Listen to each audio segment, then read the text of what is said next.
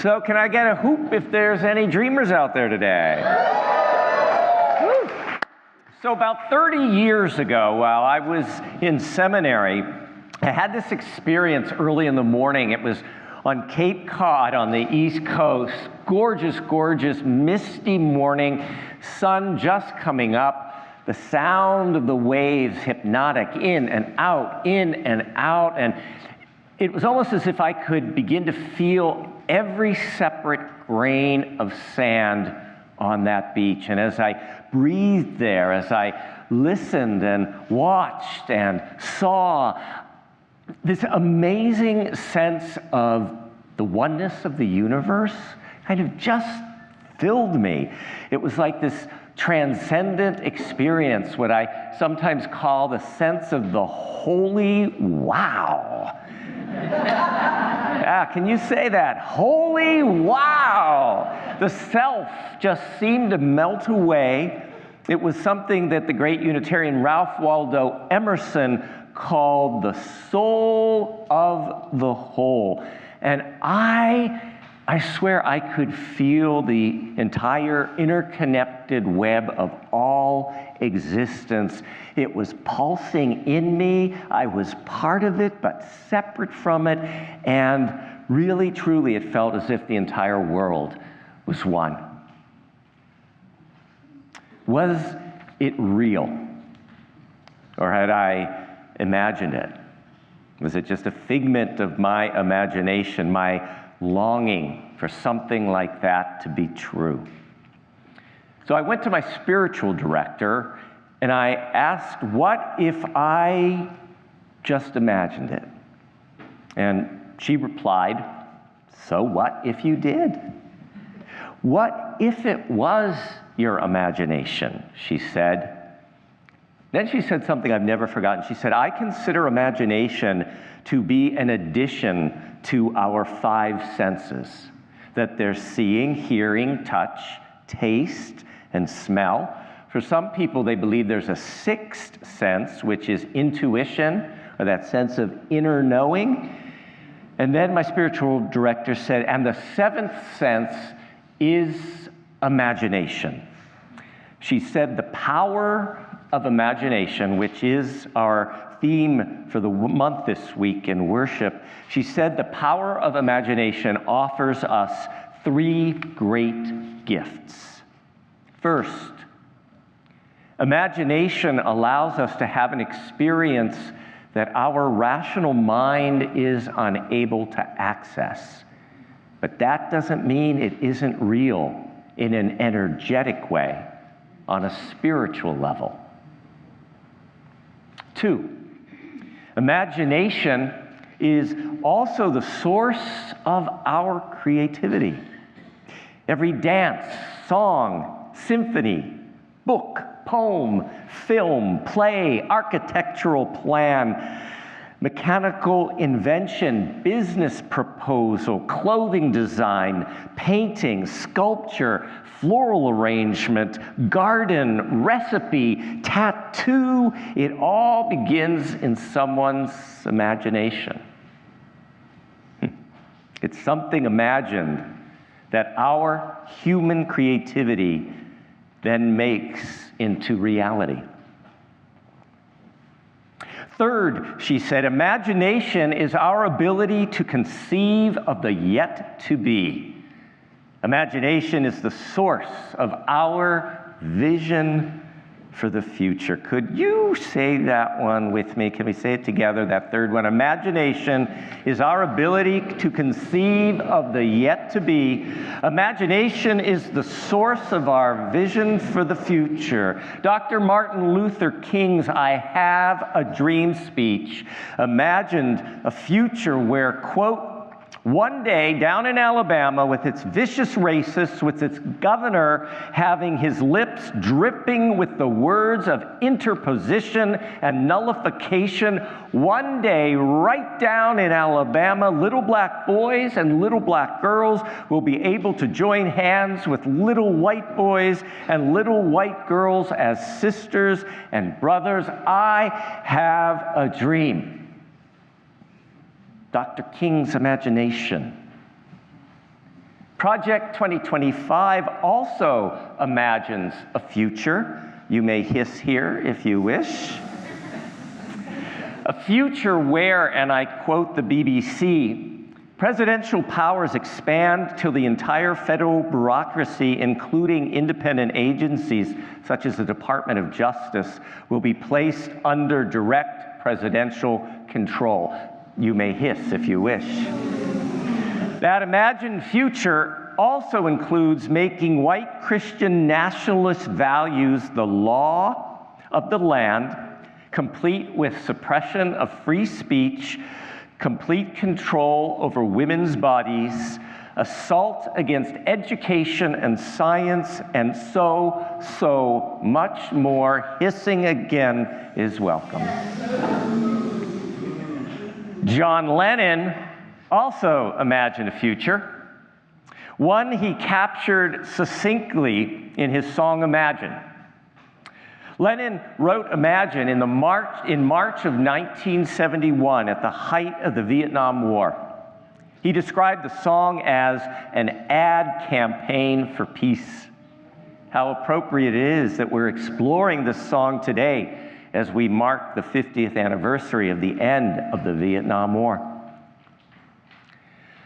Tom Eames, writing on the website smoothmusic.com, I like that, smoothmusic.com.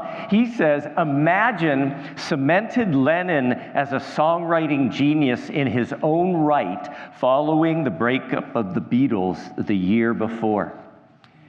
Eames goes on to say, Lennon composed the song in one morning, written on a white Steinway piano in the bedroom at his Tittenhurst Park home in Ascot, England.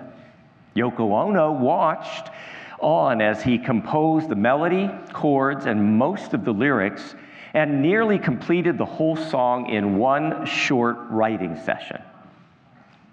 Well, all that is true. It wasn't a solo Lennon project. Tom Eames writes, Lennon was inspired by several poems from his wife, Yoko Ono's 1964 book, Grapefruit. Lennon later explained that the song, quote, should be credited as a Lennon-Ono song. A lot of it, lyric and concept, came from Yoko. But in those days, I was a bit more selfish, a bit more macho, and I sort of omitted her contribution. You may hiss if you wish. In fact, in 2017, the National Music Publishers Association announced that Yoko Ono would finally be added as a songwriter for Imagine.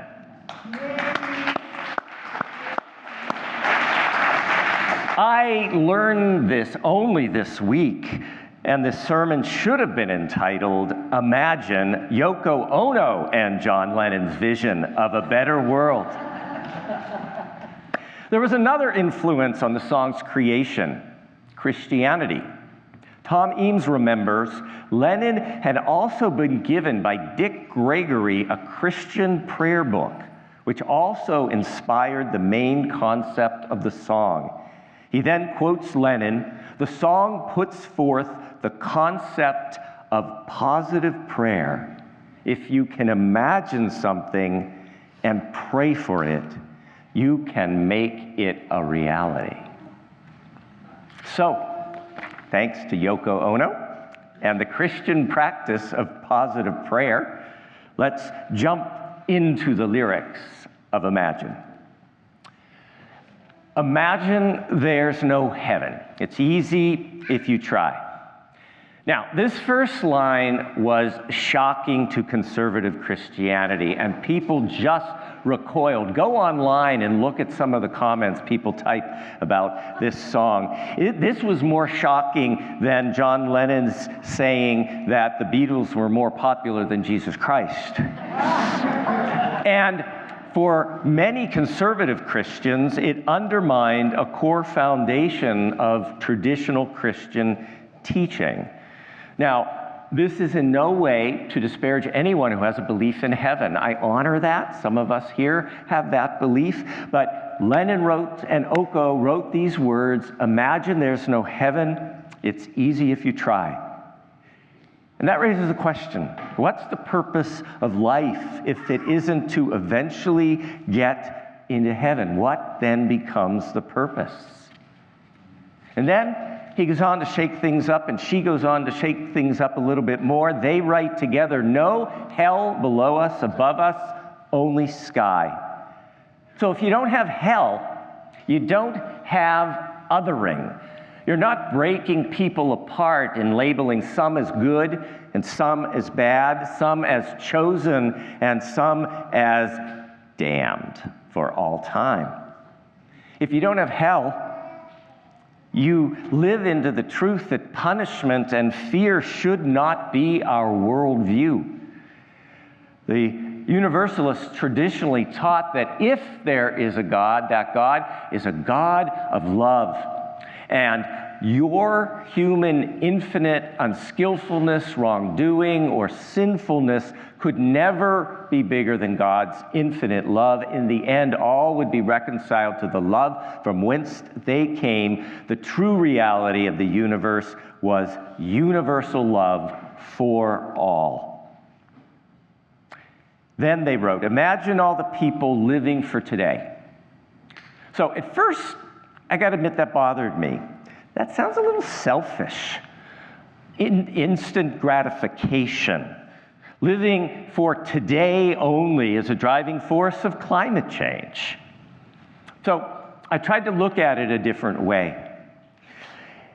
It's the difference between living to get into heaven versus living to create a heaven here on earth today.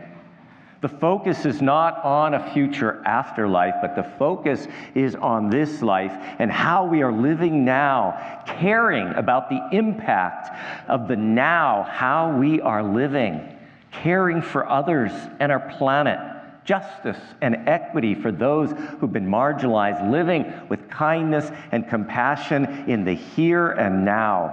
Unitarian Universalism and Lennon and Oko call us to do this.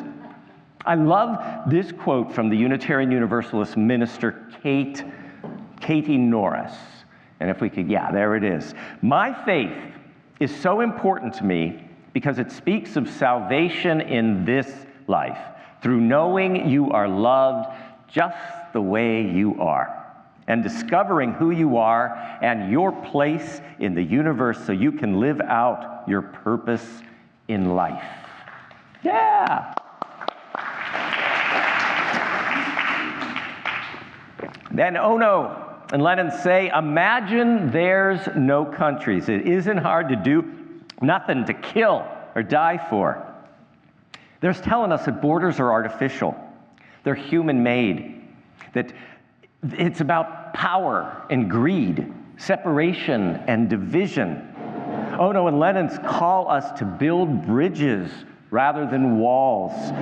They say that we're not meant to hurt each other, but help each other. Borders shouldn't be competition, but it should be about cooperation and collaboration. Then comes the one I don't like so much at first. Imagine there's no religion, too. That bothers me because Unitarian Universalism is a religion, and I really like Unitarian Universalism. So I looked up at what John Lennon thought about it, and John Lennon had said, if you can imagine a world at peace, with no denominations of religion, without this "my God is bigger than your God" thing, then peace could be true. So much harm has been done in the name of religion. So much division and conquering, exploitation and control. But I think of the meaning of the word religion the original meaning based on a word that means to bring back together, to make whole. Religion, if it was doing its job, if it was living up to its name, religion would be putting things back together, making us whole, not creating division in society. And then they said, imagine all the people living life in peace. Just do that for a second. Imagine everybody living life in peace. I'm not sure my mind is big enough to hold an imagining that immense. But if we join together and each of us hold a piece of that imagining of people living life in peace, maybe, just maybe. Imagine no possessions. I wonder if you can. No need for greed or hunger, or folks with empty hands. Now, I just want to point out that there was originally no need for greed or hunger, a fellowship of, a brotherhood of man. So that was written in 1971. It wouldn't fly today because that is out and out sexist language. So the genius that is our music director, Lorenzo, changed brotherhood of man or folks with empty hands. So thank you, Lorenzo. So it shouldn't be so complicated. It's about sharing what we have. That was Jesus' vision of the kingdom of God, a kingdom of equals. Early Christians lived in community, sharing everything with each other. There should be an equal distribution of resources and opportunity. This idea of there being scarcity and hoarding things for the few is immoral. It is inhuman. It should be illegal. Imagine all the people sharing all the world. It really isn't that complex. It's simple. Share. So, dear ones, these are bold imaginings that Yoko Ono and John Lennon offer us. Imagine all the people living for today. Imagine all the people living life in peace. Imagine all the people sharing all the world. Could we say that together? Imagine all the people living for today. Imagine all the people living life in peace. Imagine all the people sharing all the world. Let's keep going. You may say, I'm a dreamer, but I'm not the only one. I hope someday you'll join us and the whole world will live as one. And the whole world will live as one. So is this just naive? Is this pie in the sky fantasy? Knowing all that we know about history, about human beings, about cycles of violence and oppression, generational trauma, greed, hunger for power, knowing what we know about today's headlines, are we wasting our time continuing to dream and be a world so drastically different from the one we have? Yoko Ono said, we are all dreamers creating the next world, the next beautiful world for ourselves and for our children. I think of the seventh generation principle of the Iroquois nation. It's a philosophy that said every decision that we make today should result in a sustainable world 7 generations in the future. Dear ones, we might not get there, but we must keep trying and trying. What's the alternative? Despair, hopelessness, being absorbed into and becoming everything that is the opposite of our religious and social values? I say we are being called to take our place in that long, long line of dreamers, in the long, long lineage of dreamers. We're being called to keep imagining the world not as it is, but as it could be, as we need it to be. I think of that imaginative quote from a Unitarian Universalist minister, a quote that the Dr. Martin Luther King borrowed and made his own, a quote originally spoken by Theodore Parker, the great Unitarian abolitionist, social justice crusader, and minister. In 1853, he said, "I do not pretend to understand the moral universe. The arc is a long one, and my eye reaches but little ways. I cannot calculate the curve and complete the figure by the experience of sight. I can divine it by conscience, and from what I see, I am sure it bends toward justice." That has always been the country and the world and the future that Unitarian Universalists have imagined. As reported by All Things Considered on September 2nd, 2010, Unitarian minister, the Reverend Theodore Parker, also first spoke other imaginative words later borrowed by President Abraham Lincoln for the Gettysburg Address. In an 1850 sermon, Theodore Parker spoke of a government of the people, by the people, and for the people. We have never yet achieved this imagining for all people in America, but that has always been the country and the future that Unitarian Universalists have imagined.